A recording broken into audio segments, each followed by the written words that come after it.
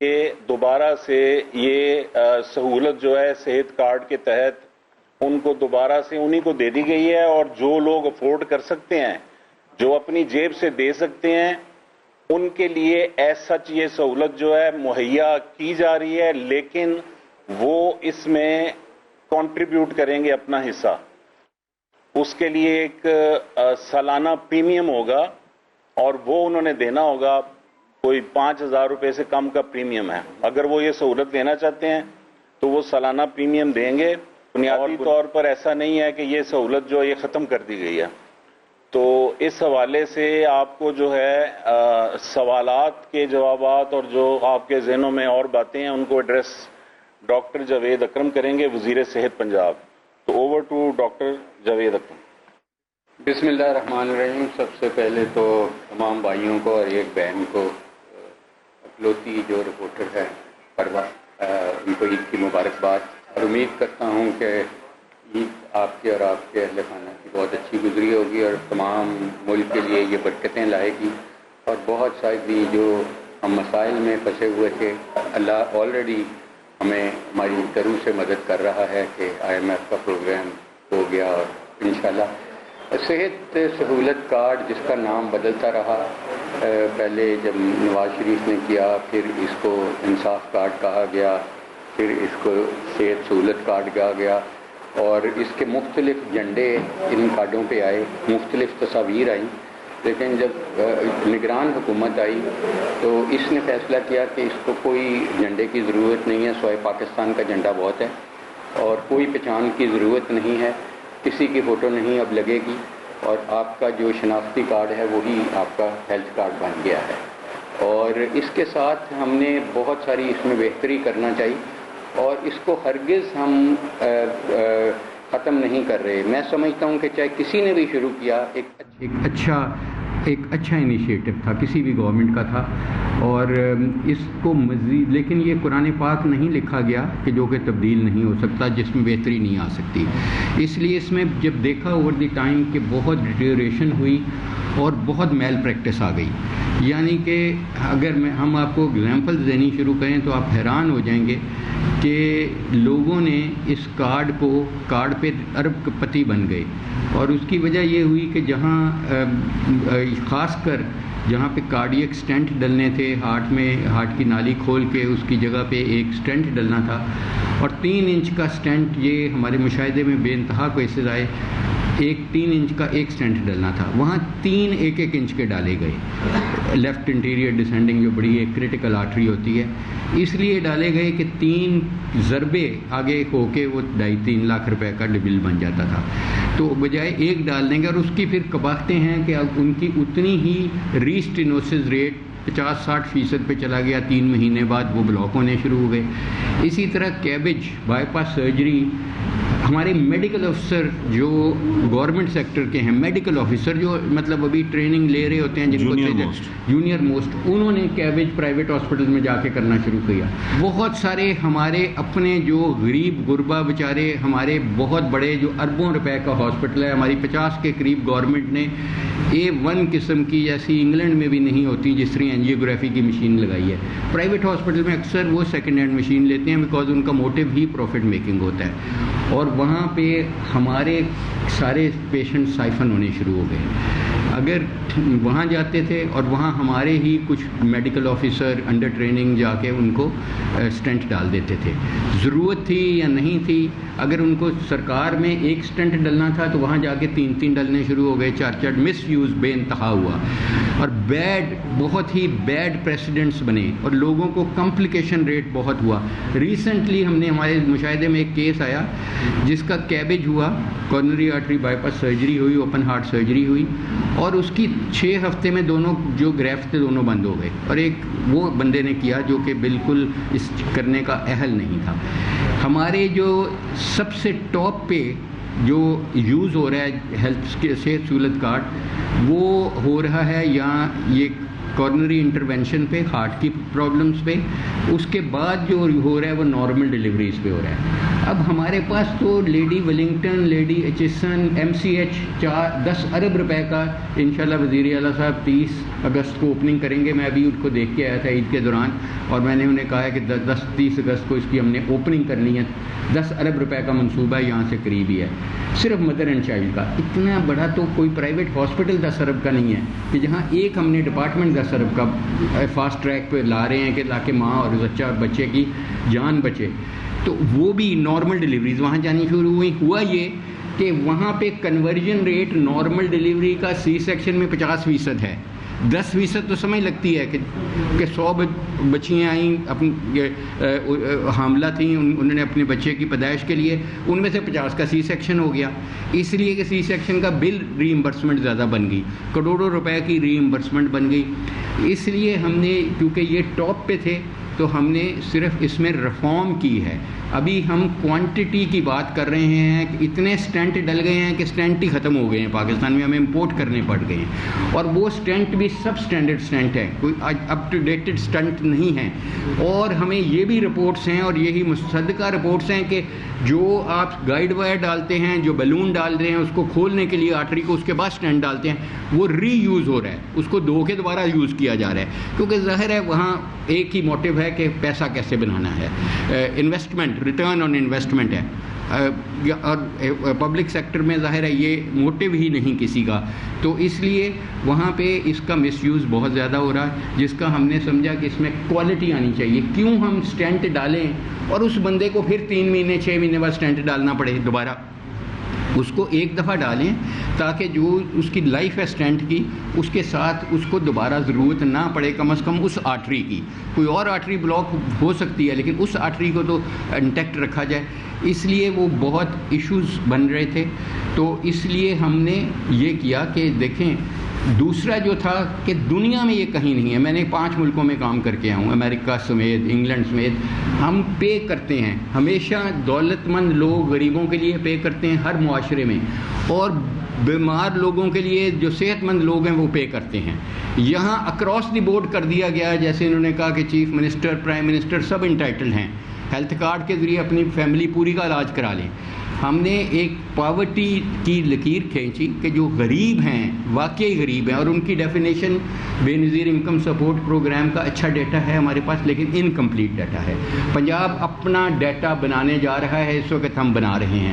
آٹے کا جب ہم دینے گئے، عامر میر صاحب اور میں اور میرے باقی ساتھی، تو ہمیں بہت پرابلم آئی کہ لوگ آ جاتے تھے شناختی کارڈ لے کے ان کا بے نظیر انکم سپورٹ پروگرام میں. ہم نے وہیں فیصلہ کیا جہاں چیف منسٹر، پرائم منسٹر صاحب بھی انوالو ہوئے کہ ٹھیک ہے ان کو بھی دے دیں. وہ بھی ہمارا ایک ڈیٹا آ گیا ہے غربت کا، کہ جو غربت کی لکیر سے نیچے ہیں. تیسرے وہ لوگ ہوں گے جو کہیں گے کہ میں غریب ہوں، لیکن تینوں ڈیٹاز میں نہیں ہیں، وہ پنجاب کے بھی نہیں اور بے نظیر انکم، ان کو بھی ہم مان لیتے ہیں کہ وہ غریب ہیں کیونکہ وہ کہہ رہے ہیں.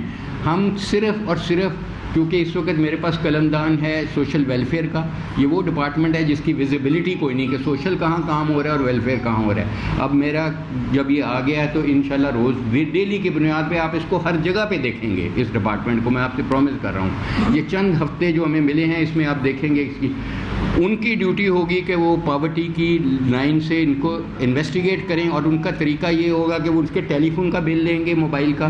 اگر کسی کا موبائل کا بل ہی 8,000 روپے آ رہا ہے تو وہ غریب کہاں سے ہے؟ اگر اس کے بجلی کا بل ہی 1,00,000 روپے آ رہا ہے تو وہ غریب نہیں ہے، سرٹن یونٹ سے زیادہ آ رہا ہے. اگر اس کا ٹریول ابراڈ ہے تو وہ بھی غریب نہیں ہے. اس قسم کی ہم نے چیزیں کی ہیں، اور اگر وہ کوالیفائی کرے گا تو وہ بھی ہمارے ڈیٹے میں آ جائے گا، اور اس کی بھی ٹریٹمنٹ بالکل فری ہے. اس کے بعد جو میرے جیسے لوگ ہیں، جہاں عامر میر صاحب جیسے ہیں، یہ کہتے ہیں کہ یار ہمیں یہ سہولت جاری رکھے، ہم اس کا پے کر دیں گے. وہ 100 دفعہ پیمنٹ لیں، 4,350 روپیہ پریمیم ہے اس کا سال کا. جس نے پیمنٹ کرنی ہے وہ کرے، اور اپنا یہ بلا تعطل اس کو 10 لاکھ روپے کا اس کو اور اس کی فیملی کو کور ملتا رہے گا. 10 لاکھ کا کور ہے. 10 لاکھ سے اوپر تو پہلے بھی کور نہیں تھا. جو تحریک انصاف نے اس میں ریفارم کی تھی اس میں بھی 10 لاکھ کا کور ہے. اگر آپ کا 13 لاکھ بل بن جاتا ہے تو 3 لاکھ آپ نے اپنے پاس سے دینا ہے یا ہم اپنے ریزرو فنڈ سے. ہم نے 1.5 ارب روپے کا ایک ریزرو فنڈ قائم کیا ہے ان لوگوں کے لیے کہ جو ان کسی ڈیٹے میں نہیں ہے، لیکن ہم سمجھتے ہیں کہ وہ غریب ہیں، ان کو ہم مان لیتے ہیں کہ غریب ہے، ان کے لیے وہ 1.5 ارب روپیہ استعمال ہم کر سکیں گے۔ بعد میں ہم اس کے علاج کے وقت نہیں پوچھیں گے، بعد میں ان سے پوچھیں گے، اگر وہ غریب نہ نکلے تو ان سے ریکوری کریں گے، اس لیے بلا تعطل یہ شروع رہے گا۔ اس کے علاوہ دیکھیں جو کارڈیک کے جو ہیں اسٹینٹس وغیرہ، کیونکہ ہمارے کارڈیک سینٹرز میں BIC ہے، اس میں 9 اینجیوگرافی کی مشین ہے، پرائیویٹ میں 1 یا میکسیمم کسی 1-2 ہاسپٹل میں 2 لگی ہوں گی، ہمارے 9 مشینیں لگی ہیں۔ ہم نے پرائمری اینجیوپلاسٹی شروع کی، جس دن ہم نے اوتھ لیا اس کے اگلے دن شروع کر دی، جس دسمبر کی رات کو لیا۔ آپ کو پتہ ہے، آپ لوگ میرے بھائی وہیں تھے جب ہم نے سب کے ساتھ کر کے، تو ہماری ہزاروں میں پرائمری اینجیوپلاسٹی ہو رہی ہے، بر وقت ہو رہی ہے، اور ڈور یعنی دروازے سے نیڈل تک ٹائم ہمارا کوئی 45 منٹ تک ہم لے آئے ہوئے ہیں۔ وہ تو ویسے ہی ہم بلا وہ کیونکہ ایک ایمرجنسی سچویشن میں تو ہم نہ کارڈ کا پوچھتے ہیں نہ کچھ پوچھتے ہیں، ہم علاج کرتے ہیں، اور تمام ممالک میں ایسا ہی ہوتا ہے۔ اس میں جو پھر بھی سمجھتا ہے کہ نہیں میں سرکاری ہاسپٹل نہیں، میں نے پرائیویٹ ہاسپٹل سے ہی کرانا ہے، وہ کرا لے، وہ 30% اس بل کا خود دے دے، 70% پھر ہم دے رہے ہیں اس کا، تو اس لیے اس کے لیے بھی یہ آپشن کھلی ہے۔ لیکن میں پھر یہی ایک دفعہ کہوں گا اپنے تمام پاکستانی پنجاب کے بھائیوں کو بہنوں کو کہ دیکھیں، آپ مانیں یا نہ مانیں، بہترین ہاسپٹل جو اربوں روپے کے بنے ہوئے ہیں، اربوں خربوں روپے کی مشینیں ہیں، وہ سرکاری ہاسپٹل ہیں۔ نو ڈاؤٹ کہ سرکاری ہاسپٹل اوور کراؤڈڈ ہیں۔ دیکھیں، اگر انگلینڈ میں آپ جائیں گے، آپ نے ایک کارنری اینجیوگرافی کرانی ہے، آپ کو 6 مہینے سے پہلے ٹائم نہیں ملے گا، ایمرجنسی میں آپ کی اسی وقت ہو جائے گی۔ اگر آپ نے پتا نکلوانا ہے تو آپ کو 1 سال کی ویٹنگ لسٹ ہے، اگر آپ نے گھٹنا چینج کرانا ہے 3 سال کی ویٹنگ لسٹ ہے۔ اگر آپ ایمرجنسی میں جاتے ہیں، جہاں میں نے کام کیا ہے رائل فری میں یا کسی بھی رائل برامپٹن میں جاتے ہیں، وہاں ایمرجنسی ایک وہ ایمرجنسی ہے جس کو امیڈیٹ 15 منٹ میں ٹریٹمنٹ چاہیے، وہ مل جائے گی۔ لیکن اگر ایسی ایمرجنسی ہے جو تھوڑا انتظار کر سکتی ہے، B کیٹیگری کی ہے، اس کا 13 گھنٹے تقریباً ہے، 13 گھنٹے اس کو ادھر پٹی دے کے بٹھا دیتے ہیں، جی بیٹھے رہو آرام سے، تمہاری باری آئے گی، تمہاری ٹانکیں لگا دیں گے۔ تو اس لیے یہ لوگوں کو بھی سمجھنا چاہیے کہ جو بہترین پروفیسرز جہاں ہیں، جہاں بہترین ڈاکٹرز ہیں، بہترین انفراسٹرکچر ہے، وہ سرکاری ہاسپٹل ہے۔ سرکاری ہاسپٹل نے ہمیں کما کے پچھلے پریمیم میں، جو کہ ہم نے 140 ارب کا پریمیم دیا ہے، 140 میں سے ہاسپٹل نے 40 ارب دینا تھا، دیا کتنا اکٹھا کر کے؟ ہمیں 3 ارب روپیہ۔ سارا یہ چیزیں ڈیورٹ ہو گئیں اس طرف۔ تو اس لیے یہ حکومت جو نگران حکومت ہے آپ کی، اس کی کیونکہ پولیٹیکل موٹیو کوئی نہیں، زیرو، ہم صرف اور صرف چاہتے ہیں کہ اپنا حصہ ڈال جائیں، اس کو بہتر کر جائیں۔ مزید گورنمنٹ آئیں گی، وہ اس کو مزید بہتر کریں گی انشاءاللہ، تاکہ یہ سسٹینیبل بھی رہے اور لوگوں کے ساتھ دھوکہ نہ کیا جا سکے۔ Thank you. آپ سے ادھروں شروع ہوئی۔ ڈاکٹر صاحب، آپ نے بڑی محنت سے یہ چیزیں ریسرچ کی ہیں کہ جو کرپشن ہو رہی ہے، آپ خود بھی ڈاکٹر ہیں، اصل تو وجہ آپ کی جو ادارے میں آپ کے ڈاکٹر ہیں کالی بیڑے، آپ نے ان کے خلاف کیا کارروائی کی؟ کوئی ایسے لوگ سامنے آئے چہرے جو اوور بلنگ کرتے تھے؟ عام آدمی تو کر نہیں سکتا۔ یہ بہت آپ نے امپورٹنٹ چیز بات کی ہے، اور یہ بھی ہمارا ہی فرض ہے، چاہے وہ ہیلتھ کیئر کمیشن کے ذریعے کریں، چاہے ادارے کے ذریعے کریں۔